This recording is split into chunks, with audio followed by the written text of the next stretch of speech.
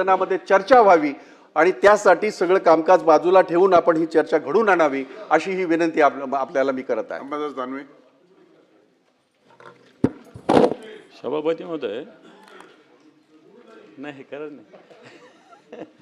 सभापती महोदय, हा विषय संभाजीनगर महानगरपालिकेची 222 पदांची भरती आणि उद्या परीक्षा आहे त्याची, आणि सरकारने रेड अलर्ट डिक्लेअर केलं आहे की घराच्या बाहेर पडू नये.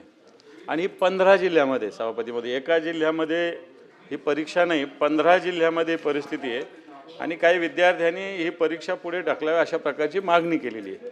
कारण 15 जिल्ह्यात वेगवेगळ्या ठिकाणी भरती असताना रेड अलर्ट सरकारने जाहीर केला आहे, घराच्या बाहेर पडू नका सांगितलेलं आहे. आणि याच्यातून कसा मार्ग काढणार मला असं वाटतं, याच्याविषयी मला सरकारकडून अपेक्षित आहे आणि म्हणून याच्यावर चर्चा अपेक्षित होती. सरकारने याच्यावर जर खुलासा केला तर बरं होईल. दादा, त्यांचं म्हणणं आहे की परीक्षा डिक्लेअर केली आणि बाहेर पडू नाही आणि रेड अलर्ट आहे, तर आपल्याला काही शासनाला निवेदन करायचं आहे का त्याच्यात?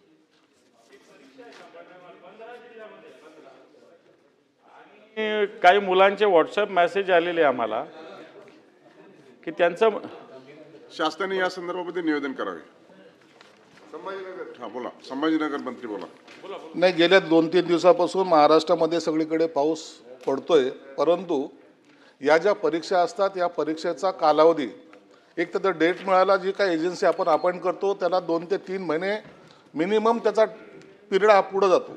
आजची परीक्षा 8 दिवसांतर घेतो म्हटलं तर नाही होणार. त्या एजन्सीकडून आपल्याला डेट मिळते, ती डेट आता ऑक्टोबर नोव्हेंबर मध्ये येणार आहे.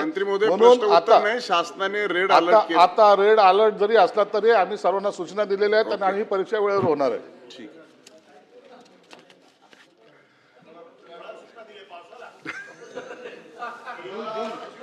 Point of information, Satej Patil. Point of information. सभापती मध्ये point of information. Satej Patil. Point of सभापती मध्ये पॉइंट ऑफ माझा महत्वाचा आहे, राज्याचा विषय. प्रसाद, तुम्हाला पण हा महत्वाचा आहे. येणार प्रसाद लाड बसा. सभापती महोदय, पॉइंट ऑफ इन्फॉर्मेशन द्वारे सभापती महोदय शासनाकडे लक्ष वेधू इच्छितोय. दादा, मतदार पुनर्निरीक्षण चालू झालेलं आहे राज्यामध्ये आणि SIR, आणि सगळ्या BLOंना आपण एक बूथ सभापती महोदय दिलेला आहे.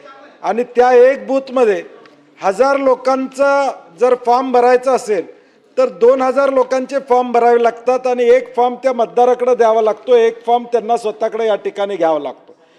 ही अत्यंत क्लिष्ट प्रक्रिया सभापती महोदय आहे. शासनाकडे माझं हे लक्ष वेधायचं आहे. BLO आपण एकच नेमलेलं आहे आणि त्यातल्या त्यात शिक्षक नेमलेले आहेत.